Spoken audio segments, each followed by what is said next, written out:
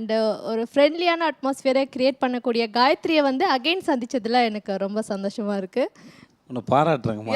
என்னால் நம்ப முடியல. ஏன் இல்லை ஸோ எப்போவுமே ஜாலியாக இருப்பீங்க நீங்கள். லைக் எங்களுக்கு எந்த டென்ஷனும் ஆகாத மாதிரி ரொம்ப ஃப்ரெண்ட்லியாக இருக்கக்கூடிய ஒரு ஹீரோயின் நீங்கள். அது எங்களுக்கு ரொம்ப சந்தோஷமாக இருக்கும் உங்களை வந்து இன்டர்வியூ பண்ணும்போது. சார் உங்களை வந்து மீட் பண்ணதுலேயே வெரி ஹாப்பி சார். சீதக்காதி அப்படின்னும் பொழுது நிறைய பேருக்கு ஏகப்பட்ட கொஷின்ஸ் தோணுது சார். அதில் ஒன்று ஒன்றா வந்து நான் கேட்குறேன். முதல்ல எங்களுக்கு வந்த நியூஸ் எப்போவுமே ஃபர்ஸ்ட் லுக் வெளியே வரும்பொழுதே காசிப்ஸ் ரூமர்ஸ் அந்த மாதிரிலாம் நிறைய விஷயங்கள் வரும். அது உண்மையாகவும் இருக்கலாம் பொய்யாகவும் இருக்கலாம். அதுலேருந்து முதல் கேள்வியை நான் கேட்குறேன். என்ன அப்படின்னா விஜய் சேதுபதி அவர்களே வந்து போயிட்டு இந்த கதாபாத்திரத்தை நான் எடுத்து பண்ணுறேன் அப்படின்ட்டு கேட்டு இந்த கதையில் வந்து நடிச்சிங்க அப்படின்ற மாதிரி நாங்கள் கேள்விப்பட்டோம். வேற ஒரு பெரிய நடிகர் நடிக்க வேண்டியது இது அப்படின்ற மாதிரியும் கேள்விப்பட்டோம். இது எந்த அளவுக்கு உண்மை அப்படின்னு தெரிஞ்சுக்கலாமா? வணக்கம் உங்களுக்கு. நடுவில் கொஞ்சம் பார்த்துக்கணும். அப்புறம் 2013 வந்து அவர் அடுத்து எழுதின கதை தான் சீதக்காதி. சும்மா எனக்கு கற்றுக்கிறதுக்காக நான் சொல்லியிருந்தேன், பஜி நீங்கள் என்ன படம் பண்ணாலும் என்கிட்ட கதை சொல்லுங்கள், என்னை வச்சு படம் பண்ணுறீங்கன்னு சொல்லி எனக்கு கதை சொல்லிவிடுங்கன்னு சொன்னேன். ஏன்னா அவரோட தாட் ப்ராசஸ் ரொம்ப பிடிச்சிருந்தது. ரெண்டாவது நாங்கள் நடுவில் கொஞ்சம் பக்கத்தில் பண்ணும்போது டெய்லி அவர் டீ சாப்பிட்றது ஒரு வழக்கம். வாக்கிங் போகிறது டீ சாப்பிட்றது அவரோட வழக்கம். அவரோட பெஸ்ட்டு அடிக்ஷன் வந்து டீ. பாலாஜி வந்து பெஸ்ட்டாக அவருக்கு எந்த கெட்ட பழக்கம் கிடையாது. டீ மட்டும் நிறையா குடிப்பார் இல்லையாம்மா? டீ தான் குடிப்பார் அவர்.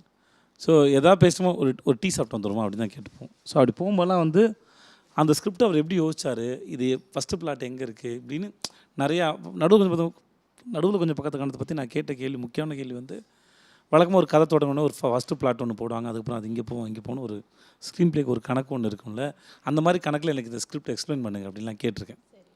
எனக்கு அப்போ அதெல்லாம் நான் அவர்கிட்ட நிறையா கற்றுக்கிட்டு இருந்திருக்கேன். ஸோ அதனால் எனக்கு இந்த ஆள் அடுத்த படம் என்ன பண்ணுறாரு, அது எந்த மாதிரி இருக்க போகுது. ஏன்னா ஃபஸ்ட்டு நடந்த கதை வந்து உண்மை சம்பவத்தை அடிப்படையாக வச்சு செகண்ட் ஹாஃப்லாம் கற்பனையாக வந்தது. செகண்ட் இவர் என்ன எடுக்க போகிறாருன்னு ஒன்று இருக்குது சரிங்களா. அதான் அந்த சமயத்தில் எங்கள் சர்க்கிளில் இருக்க எல்லாருமே நம்ம சைல்ட்ஹுட் டேஸே இந்த ஆள்கிட்ட சொல்லவே கூட இருந்தாங்க. சொன்னால் இந்த ஆள் படம் ஆக்கிறாப்புலன்னு சொல்லி, இல்லை உண்மை தானே காயத்ரி, அது அன்றைக்கி எல்லாருமே அதை நினச்சிட்டு இருந்தாங்க. ஸோ அப்படி தான் இருந்தது. ஸோ அப்படி தான் இந்த கதையை ஒப்பீனியனுக்கு தான் கேட்டேன். கேட்டபோது வந்து ரொம்ப நல்லா இருந்தது. ஆக்சுவலாக எனக்கு கிடைக்காதுன்னு தெரிஞ்சு ஒரு பேராசையில் கேட்டது.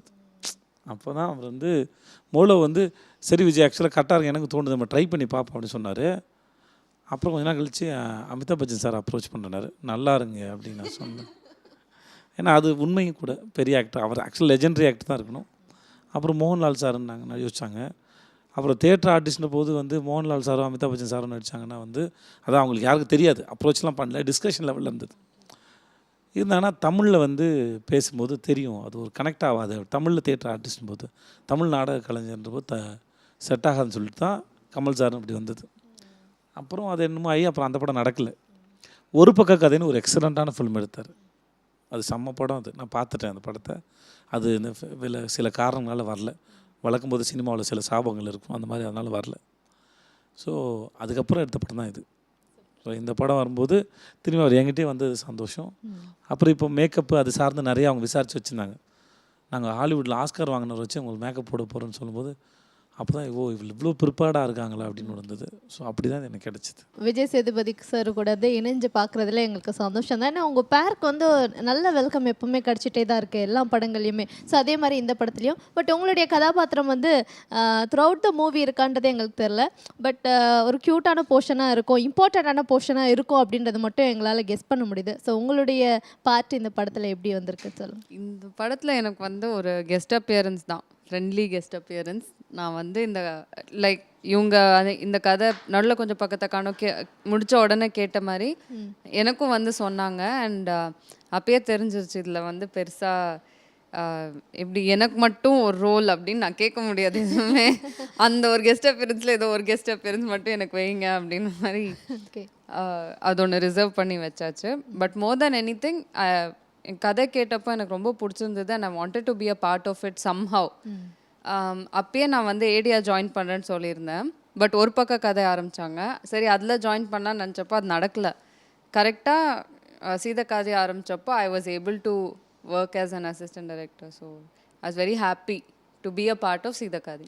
சீதக்காதியில் you have worked as assistant director, also you have acted in this movie. ரெண்டுமே பண்ணியிருக்கீங்க, சூப்பருங்க. அப்போ உங்களை தனியாக இன்டர்வியூ எடுத்தாலே நிறைய விஷயங்கள் கிடைக்கும். அதுவும் நம்ம பிளான் பண்ணுவோம் அதுக்கப்புறமா. சார், டைரக்டர் பற்றி எங்களுக்கு வந்து நீங்கள் நிறைய விஷயங்கள் சொல்லணும். என்ன அப்படின்னா, லைக் எல்லாருக்குமே வந்து அந்த ஒரு விஷயம் தோணிட்டே இருக்கும். என்னென்னா, நடுவில் கொஞ்சம் பக்கத்து கடம், அந்த படம் வந்து பயங்கர வேறு லெவலில் போச்சு. ஆனால் படம் ரிலீஸ் ஆகும்போது அது உடனே நமக்கு கிடைக்கல. கொஞ்ச நாள் போக போக போக போக செம்ம கூட்டம், ரொம்ப நாள் வந்து தியேட்டரில் ஓடின படம் அது. ஸோ இப்போ திரும்பவும் இவங்க 2 பேர் சேர்ந்துருக்காங்க. அதே மாதிரி இருக்குமா, இல்லாட்டி வேறு ஏதாவது சேஞ்சஸ் அதில் இருக்குமான்ற ஒரு எதிர்பார்ப்பு எங்களுக்குள்ளே இருக்குது. ஸோ எப்படி இருக்குது சார்? அதாவது கமர்ஷியலாக இருக்குமா? ஏன்னா எங்களுக்கு ட்ரெய்லர் பார்க்கும் பொழுது கொஞ்சம் இன்டென்ஸான படமாக இருக்குமோ அப்படின்ற மாதிரி தோணுச்சு. எப்படி வந்திருக்கு? பாலாஜிட்ட இயல்பாகவே இருக்கிறது வந்து அவரோட இன்னசென்ஸ் இருக்குமா, அது அவரோட படங்கள் இருக்கும். அது நடுவில் கொஞ்சம் பக்கத்து காலத்தில் இருந்தது, ஒரு பக்க கதையில இருந்தது. அந்த படம் வராதனால தெரியல. இந்த படத்துலையும் அது இருக்கும், ஒரு மாதிரியான ஒரு இன்னசென்ஸு. இப்போ நம்ம செய்கிற வேலையில் நம்மளோட கேரக்டர் அதில் பிரதிபலிக்குன்னு சொல்லுவாங்க. அந்த மாதிரி பாலாஜியோட கேரக்டர் அந்த படத்தில் இருக்கும் கன்ஃபார்மாக. இந்த படத்துலேயும் நிறைய இன்னசென்ஸான மூமெண்ட்ஸ் இருக்கும் உங்களுக்கு. அதில் ஒரு பியூர் இருக்கும். அது நடுவில் கொஞ்சம் பக்கத்தில் அது உங்களுக்கு பெரிய கனெக்டடாக இருந்திருக்கும். அதே மாதிரி வாய் விட்டு சத்தம் போட்டு சிரிச்சது இருக்குல்ல, இந்த பா அதுக்கு சிரிச்சதாக இருக்கட்டும், என்னாச்சியாக இருக்கட்டும், நிறைய டைலாக்ஸ் இருக்குது. ஒரு பொண்ணோட மனசு ஒரு பொண்ணுக்கு தான் புரியணும், பால் நிறுத்தப்பில் பேசுறது ஆம்பளை பசங்க இருப்பானுங்க. இந்த மாதிரி நிறைய மூமெண்ட்ஸ் இருக்குது அந்த படத்தில். சதீஷே, என்னடா உனக்கு தாண்டா கல்யாணம், நீ தான் நிற்கணும்னு சொல்கிறது. நீ சொன்னால் நான் ஏன்டா குதிக்கணும் அப்படின்னு கேட்குறது. நான் சொன்னால் பில்டிங் குதிக்க மாட்டியா? காதலுங்கிறது பசுமரத்தில் அடிச்ச ஆணி மாதிரி, அந்த மாதிரி இல்லை, அதுக்கு மேலேயே வந்து ரசிக்கிறதுக்கான நிறைய காட்சிகள் படத்தில் இருக்குது. நீங்கள் மனசு விட்டு சிரிக்கிறதுக்கு, மனசு விட்டு படத்தோடு லைட்ஸ் சிரிக்கிறதுக்கு அவ்வளோ மூமெண்ட்ஸ் இருக்குது. அட் த சேம் டைம் அதுக்கெல்லாம் காரணம் ஒரு இன்டென்ஸான சீக்வன்ஸ் தான் காரணம். இப்போ நடுவில் கொஞ்சம் பக்கத்து காரணத்தோட ரொம்ப இன்டென்ஸான சீக்வன்ஸ் தான் உங்களுக்கு அதுக்கெல்லாம் காரணம். அந்த ஃபஸ்ட்டு நடந்தது தான். ஸோ அந்த மாதிரி இதில் வந்து அந்த ஐயா போர்ஷன்ஸு ஃபஸ்ட் படத்தோட ஃபஸ்ட்டு 40 minutes நான் வருவேன். அந்த ஃபஸ்ட்டு 40 minutes வந்து இன்டென்ஸாக தான் இருக்கும், இன்டென்ஸாக தான் இருக்கும். பட் நீங்கள் அது இன்டென்ஸ் ரசித்து முடிக்கும்போது அதுக்கப்புறம் இருக்கு 2 மணி நேரமும் நீங்கள் வாய் விட்டு சிரிக்க தான் போகிறீங்க. அதே சமயத்தில் ரொம்ப ஒரு புதிய அனுபவம் இருக்கும்.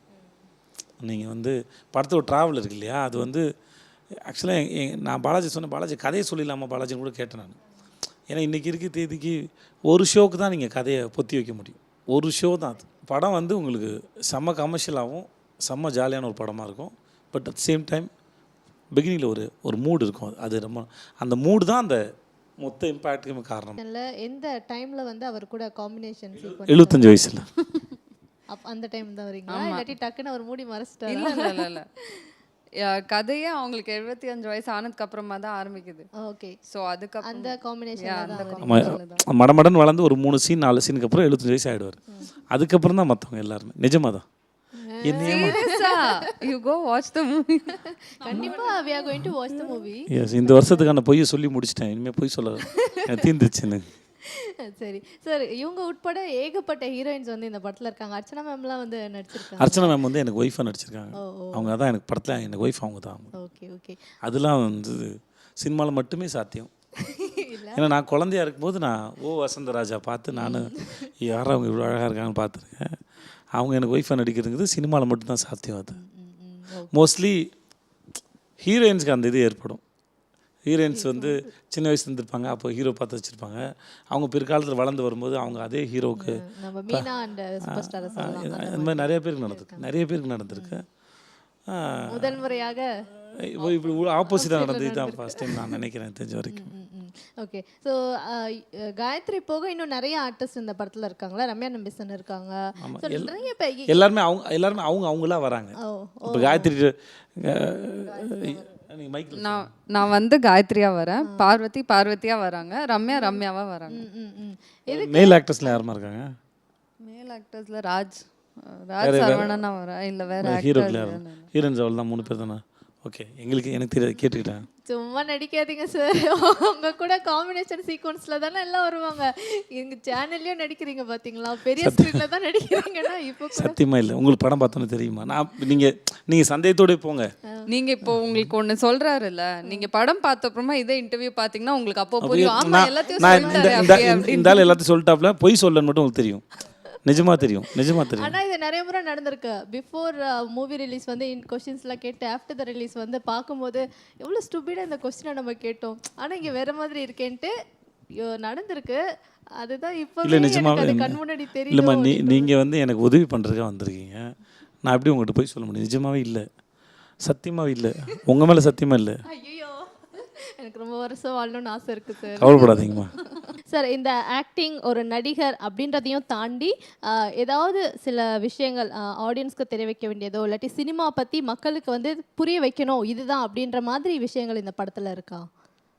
சீதக்காதி அவருடைய வாழ்க்கை, அவருடைய அந்த ஆக்டிங் பாதையை தாண்டியும் மக்களுக்கு ஓகே சினிமா பற்றி இதில் மூலயமா தெரிய வைக்கலான்ற மாதிரி விஷயங்கள் நீங்கள் கொண்டு வந்திருக்கீங்களா? இல்லைம்மா, அதாவதுமா எந்த ஒரு கதையும் வந்து ஏதாவது ஒரு விஷயத்தை எடுத்து தான் மையமாக வச்சு பேசும். அந்த விஷயத்தை பேசும்போது அதில் நியாய தர்மம் இல்லை தர்மம் அதர்மம் இது மாதிரி ஏதாவது ஒரு கான்செப்ட் உள்ளே இருக்கும். இது இல்லாமல் நீங்கள் ஓடின படம், ஓடாத படம், உப்புமா படம், எந்த படம் எடுத்தாலுமே அதில் ஒன்று இருக்கும், அந்த ஒரு கண்டென்ட் இருக்கும். அதுக்காக நாங்கள் அந்த கருத்தை யாருக்கும் இன்னைக்கு காலகட்டத்தில் யாரும் கருத்து சொல்கிற அளவுக்கு யாருக்கும் அந்த இதுவும் கிடையாது. அனுபவத்தை பகிர்ந்துக்கலாம். இப்போ நான் பேசலாம் ஜென்ரலாக இருக்கிறது. நான் யாருக்கும் அட்வைஸ் பண்ணுற துணியில் பண்ணுறதும் இல்லை, எனக்கு அது அவசியம் இல்லாது, எனக்கு அது தகுதியும் இல்லாது. ஆனால் சொல்ல வர விஷயம் வந்து என் அனுபவம் இது. என் அனுபவத்தை பகிர்ந்துக்கிறது ஒருத்தருக்கு உபயோகமாக இருக்கும்னு நான் நம்புகிறேன். ஒருத்தரை பார்த்து இப்படி செய்யுங்கன்னு சொல்கிறது யாருக்குமே கிடையாது, இல்லை இது சரின்னு சொல்கிற உரிமை யாருக்கும் கிடையாது. என் குழந்தைங்கள்ட்ட நான் சொல்ல மாட்டேன். என் குழந்தைங்கிட்ட சொல்லும்போது சொல்லுவேன், இது அப்பாவோட அனுபவத்தில் இது சரின்னு படுது, தவறுன்னு படுது. இது சரியோ தவறோ நீ எடுத்து அப்ரோச் பண்ணும்போது தான் தெரியும் உனக்கு எது சரி தவறுன்னு. ஸோ அந்த டெசிஷன் மேக்கிங்கில் நானும் இல்லை, இதை செய்யின்னு சொல்லவும் முடியாதுனால. But go through your experience. பார்க்குறவங்களுக்கு ஏற்ற மாதிரி அந்த சினிமா உருமாறும், இல்லை காட்சியுமே உருமாறும். கலைக்கு மரணம் இல்லை அப்படிங்கிறது தான் சொல்லுவோம். அது வந்து அது இருக்கிற வரைக்குமே மக்களோட ரசனையோ மக்கள் இருக்கிற வரைக்குமே அது வாழ்ந்துக்கிட்டே தான் இருக்கும். அது வேறு ஃபார்மில் மாறலாம், அதோட உருவங்கள் மாறலாம், ஆனால் அது வாழும். இது உங்களுக்கு படத்தை பற்றி தான் சொல்கிறேன்.